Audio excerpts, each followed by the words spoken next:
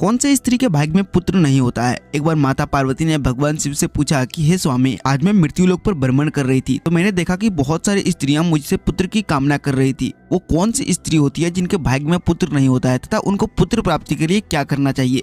भगवान शिव पार्वती से कहते हैं कि हे पार्वती, इस कथा को तुम ध्यान से सुनना और समझना। जो भी इस कथा को ध्यान से समझता है उसे पुत्र की प्राप्ति अवश्य होती है। भगवान शिव कहते हैं कि हे पार्वती, चोलापुर नगर में एक सेठ के 2 बेटे थे। उन दोनों बेटों की शादी हो चुकी थी और सेठ के बड़े बेटे की बहू को एक बेटा था और छोटे बेटे की बहू को एक पुत्री प्राप्त थी। सेठ की पत्नी पुत्र को लेकर हमेशा अपनी छोटी बहू को ताना मारती रहती थी और उसकी छोटी बहू हमेशा ताना सुनती रहती थी। वो स्वभाव से बड़ी ही सुशील थी। एक दिन उसकी सास सुबह मंदिर जा रही थी। उसने छोटी बहू को खाना बनाकर रखने को कहा। जैसे उसके सास वहाँ से बाहर निकली वैसे एक साधु दरवाजे पर आ गया और मांडवी से भोजन कराने को कहने लगा। तब उसने सोचा कि अगर मेरी सास मुझे डांटेगी तो मैं कह दूंगा कि मैंने अपने हिस्से का भोजन साधु को कराया है और खुद भूखा रह लूंगी। दोस्तों, पार्ट 2 के लिए वीडियो को